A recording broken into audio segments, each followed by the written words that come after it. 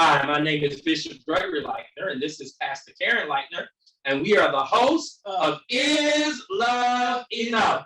And I am so excited. This is season 2, and we are bringing back Momma from the segment Let's Ask Momma. Season 1, it had an overwhelming response of people tuning in and wanted to hear what Momma was going to say. That's right. And today's topic is going to be the pressures of gift giving. But before we go there, and I'm going to say a little bit about Momma when we come after you say a little bit about WYTV7. WYTV7.org is a non-profit television station that sponsors shows like ours that helps educate, empower, and encourage our communities. Please consider donating by going to WYTV7.org and click the red button and donate now. Push that red button and donate now. Now, let's talk a little bit about Momma. Momma has been a pastor. Momma is a minister. Momma has been a marriage counselor where she has held seminars from all up and down the East Coast. Not going to name cities and states, but all up and down the East Coast. Momma has written pamphlets and numerous things on relationships. And we are so pleased to have her with us. Her wisdom, her knowledge, and her wit is going to be great for the show. So, Momma, let's talk a little bit about the pressures of gift giving. The pressures of gift giving is not an isolated feeling. Although they said that it's the thought that counts, between Christmas and Valentine's, many people were left disappointed, pressured, or frustrated by gifting. We're sure a lot of people can actually relate. What do you say? Me? Yes. Yeah, Mama. Yes. A lot of people can relate. The pressures of gift giving over the years has progressed higher and higher. Women, our expectation has grown levels above where it used to be, putting a lot of pressure and stress on the men in our lives to come up with that great, awesome, expensive gift. So I would definitely say the pressures of gift giving has truly changed. I think the pressure of gift giving would be kind of disproportionate, probably more on the men than the women. It probably is a little bit more disproportionate. I love gift giving. I'm kind of an oddity there because I love the gifts, to give gifts. I love the expression on my wife's face and the kid's face and your face when I'm giving gifts. So I like trying to come up with what's bigger, what's better for the next gift. But it could be a lot if my income or our life was different, you know? Not that we are rich, because we're not. Not yet. But we are comfortable. And so I like to buy gifts. And so I see where it could really become a problem. Now, we have the red cup back, and we have some questions there from our viewers. I'm going to shake it up real good. You ready, Mama? And let you pick. I'm ready. Lord Jesus, help me, Father. Let's see what they got. Okay. My past relationship began to fall apart the day after Valentine's 2019 because my idea of celebrating didn't meet my expectations. So when the holiday season started after Thanksgiving, I broke up with the lady I was dating. My sisters called me foul. Am I? Sort of, kind of, yes. Because to me, what he did was judge the present lady in his life by the past ladies in his life. And that wasn't fair to her because they weren't receptive to whatever gifts he was giving them. He felt like this young lady would be the same way. Well, what he should have done, see what should have happened was, he should have had a conversation with her, sat down. And this is why I say in every relationship, communication has to be at the top of the list. Because if there had been communication with the last lady that he was with, he wouldn't have broke up with her because he would have asked her, well, this is my past experience. I given these gifts and they weren't received well. Name some things that you would like to have. And one thing I like about naming some things that you would like to have, I always tell people, well, name 3 to 4 things that you would like to have. And out of that list, you will get one, but you will be surprised because you won't know what one you're gonna get. So I feel like for me, that works for me. That's a good idea to come up with. But now let's flip that coin on the other side, because there are men that when it's time to give a gift, oh, they break up with the woman. And then when the gift little season's over, like a week or 2 later or a month later, they want to come back and get back in with the woman again because they don't want to spend no money on no gifts. So there's a flip side to that. So I hope this young man was not trying to use the flip side, but broke up with her because of the things that were going on in his past relationships. But if you communicate with a person, one thing is getting to know a person. If you are dating a person for a while and you are getting to know them and learn them, you should be able to pick up on some of their likes and dislikes. You got to learn to be observant and pick up on things like, okay, I bought her, I see she don't really like flowers. I see she don't really care for flowers. Or well, she's not a candy person because she's always watching her weight. You know, little hints, little things like that. But there's some more I want to say, but I'll wait and see if something else is going to come up. I don't want to add too much in at one time. Yeah, I agree. I think it is two totally separate arguments. One with men that do, and there are men that will break up in relationships right at Christmas time or birthdays or any holiday season that they have to give a gift. They will break up and then magically fall back in love with the person after that season is over. But then the other side to that too, if your boyfriend, fiance, husband is working at McDonald's, you can't expect him to buy a $5,000 diamond ring. That ain't gonna happen. That ain't gonna happen. He ain't got that kind of money. You ain't getting that ring unless he go rob a bank or sell something that he's supposed to do it. And you don't want him doing that. Or he can take out a loan. You take out that loan, he ain't gonna get to pay for it. Not working at McDonald's. So sometimes we have to, think sensibly about the gift that you're gonna receive as well. Yes. All right. Back to the red card. Oh dear. What's waiting for me now? Dear Mama, I must say my wife and I both survived the gifting of Christmas and Valentine's Day. But buying holiday gifts used to be about showing admiration for the one you love. Now it seems to be based on how much a person can spend. Okay. Now, repeat that again slowly. I'm leaning forward. So the gist of the question is, the person said that they used to enjoy buying gifts for Christmas and Valentine's Day. But now gift giving has become less about showing admiration or love in the gift, but now about how much a person can spend or how much the gift costs.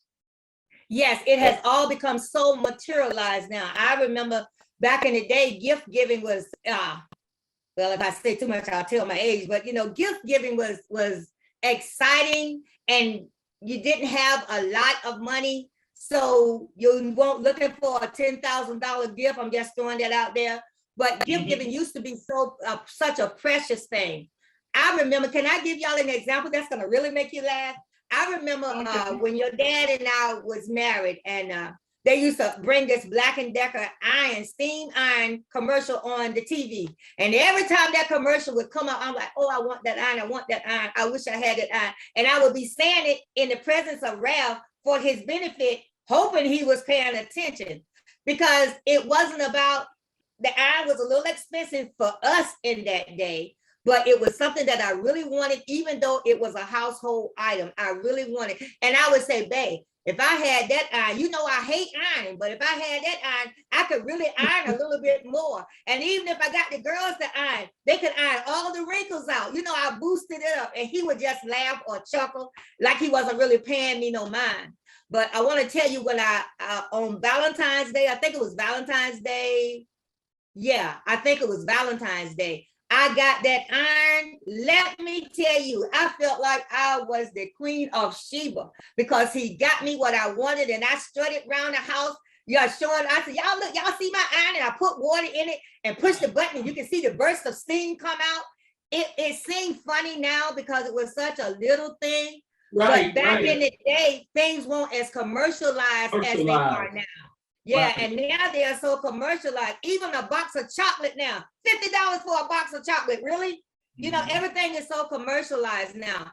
But the gift giving started out not that way. And sometimes we forget to appreciate the small things. And another thing I would like to say, I used to teach this in the marriage classes. I would tell everybody, if you don't have a lot of money, if you work at have a low scale job, the Dollar Tree can be your best friend. You can go buy rose petals, you can buy a candle, you can buy scented spray, and you can decorate around the tub. You can light your candles, you can put down your pebbles. See, it's not about, sometimes people don't have money to spend. For those of you out there that don't have a lot of money to spend, get creative in your mind. Google some stuff. Find out that the Dollar Tree, well, now it's $1.25, but find out that it can be your best friend. And a person really appreciate that. Make a bubble bath. Your man come in the house tired from work, and you say, babe, I got you a bath drawing, and you lead him to the bathroom and he see the bath, vice versa, the same for a man. You know, we women, we love bubbles. We love pretty stuff. If you got the light on and the candle on and it's hitting them bubbles and they sparkling and you slide down in that tub, oh yeah, it's gonna be some rewards going on. Right, and you know, you have to, again, I'll say this again about gifts becoming materialistic or all about the dollar. You have to base it on where you are. Yes. Everyone can't afford to do what I did for Pastor at Christmas. So you have to base it on where you are. And sometimes, honestly, we can make a Dollar Tree thing look real good. Yes, and now the Dollar Tree sells steak in sparkling cider. So you can go get you some steak, some sparkling cider, and all for $5, some balloons, and some rose petals, all for $5. And make it nice. But then the recipient of that has to remember where their partner is and what the energy and the spirit in which it was given in. So if it didn't cost for $5, well, that was his last $5, and it was a thought that went into it. That was a gift that he really put a lot of energy and time in. Listen, we have to take a quick break, and when we come back from this break, we'll be digging more questions out of this cup about the pressures of gift giving with Momma. Calling all HBCU alumni, supporters, and golfers.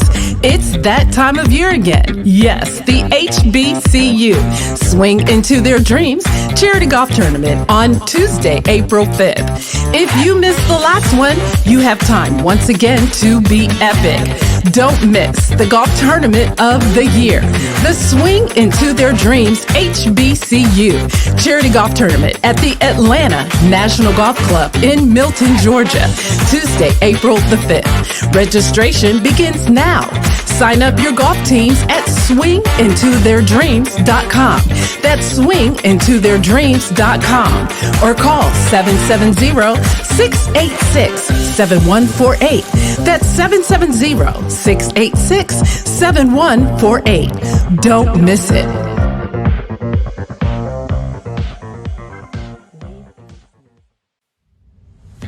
Back with Is Love Enough?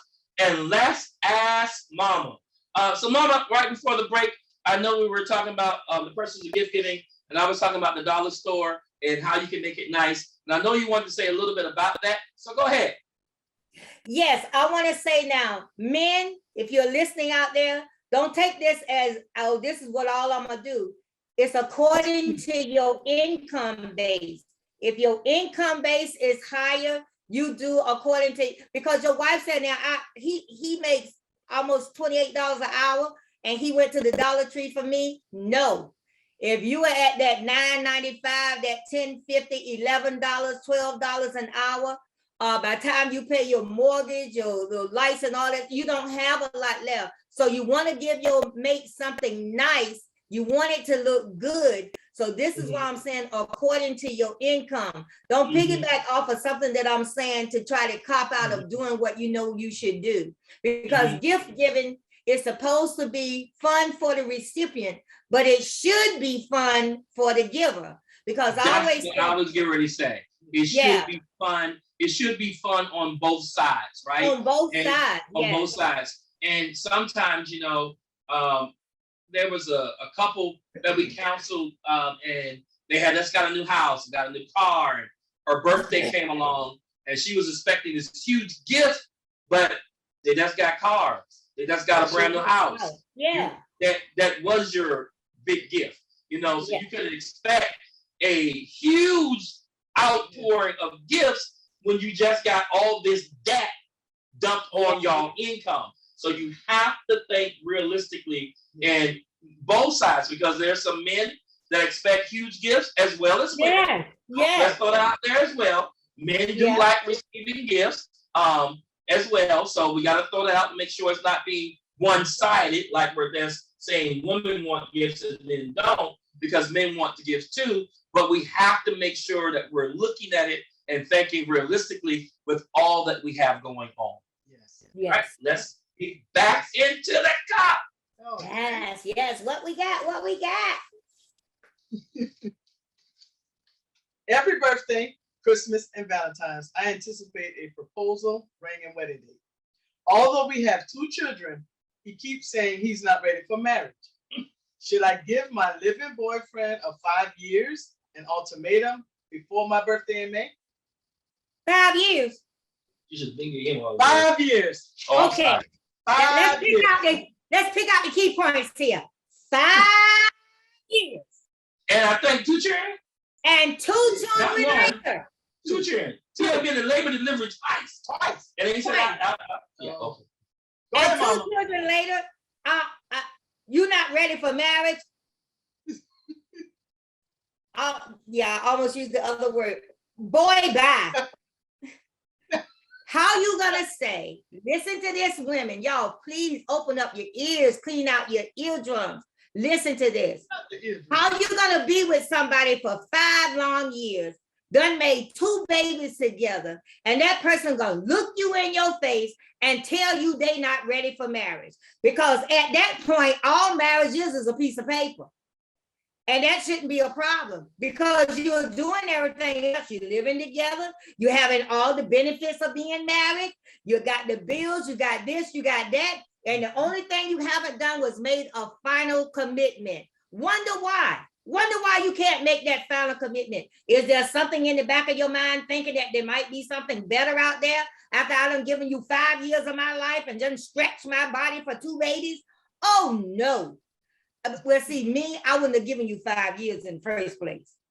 But there are some women that give, let me calm down. There are some women that give men the benefit of the doubt. And they'll give them that time with wishful thinking every year. Well, this year, he's going to propose. Well, this year, he's going to propose. But when that man has already told you, open up your listening ears, that he's not ready for marriage, then you need to tell him, well, then you are not ready for the benefits of marriage. Because being here with me, I'm free access to you at any time you desire me. We got children together. We got this house or apartment together. We got bills together. And you're going to tell me you can't make that final commitment, and that is to marry me? No, there's something wrong with that. That means that love must be one-sided. That love is one-sided. She's loving for the long haul.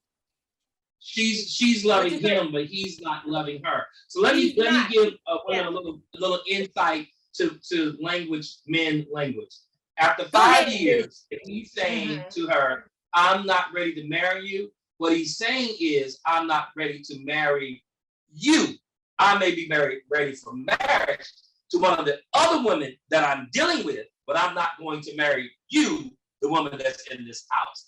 That's what he's saying.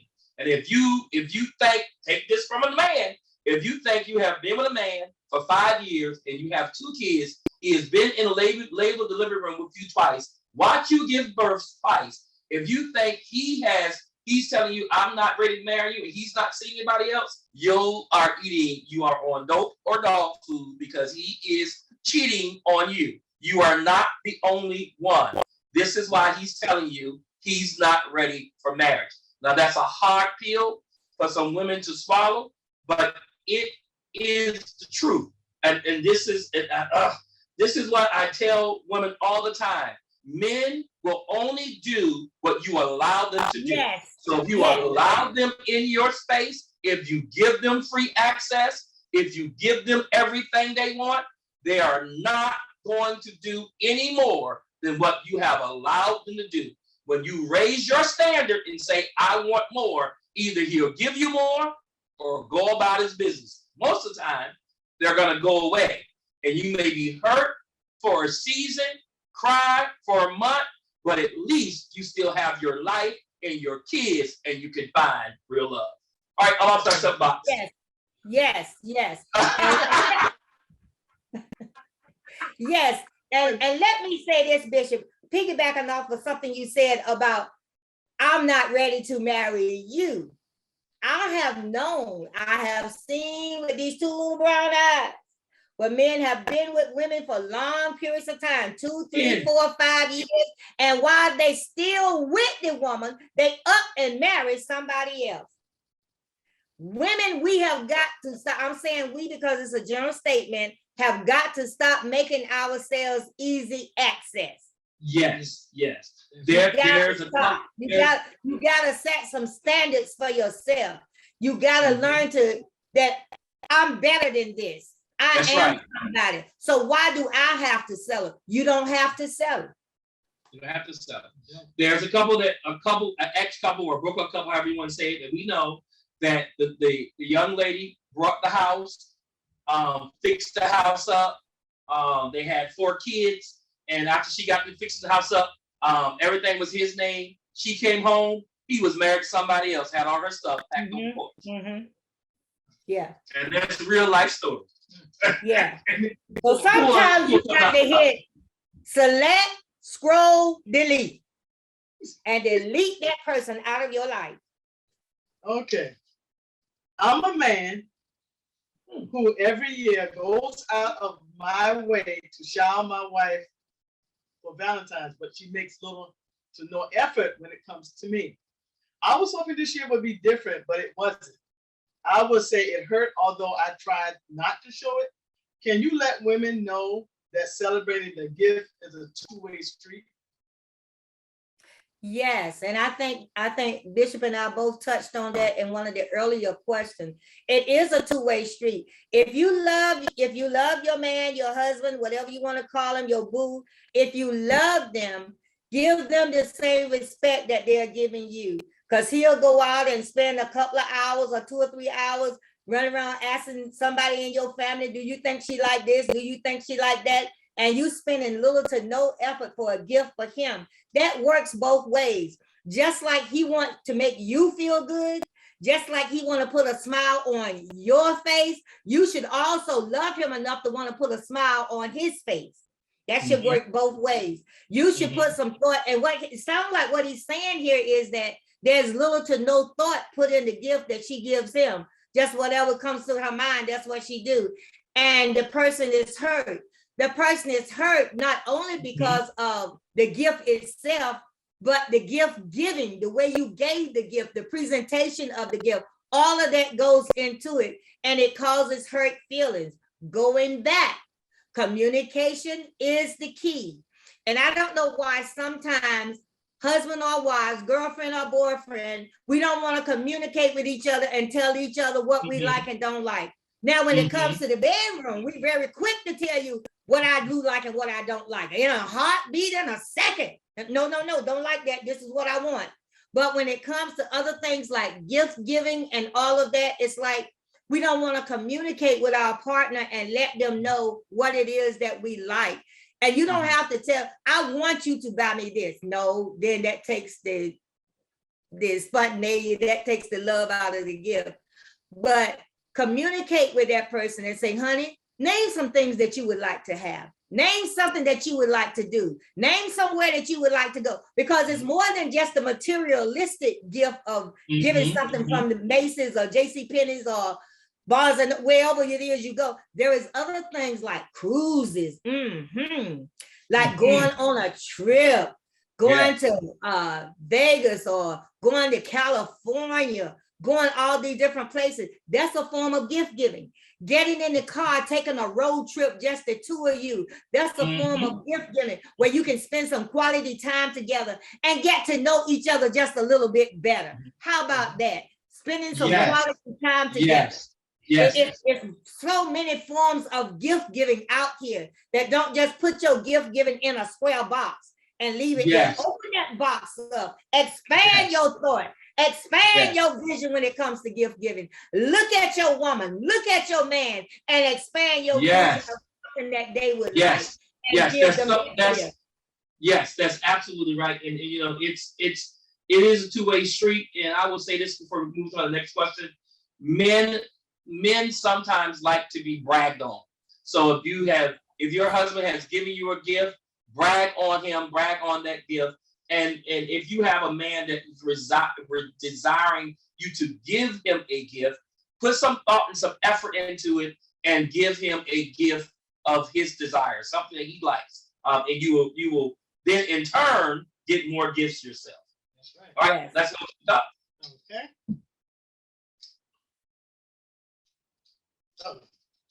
All right.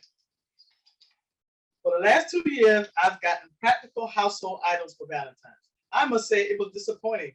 I always throw hints, but he never seems to catch on. Help, Mama. How do I get him to understand that household items are not gifts I desire to have? I gotta ask this really quickly because we're almost out of time. Oh, we're almost out of time. Oh my God. Look, communication. The best way to get him to understand that you don't want a household item is tell him that you don't want a gift that you got to do household chores with. Tell him, even if it's nothing but a Timex watch, if it's nothing but go to Sephora and get me a nice tube of lipstick.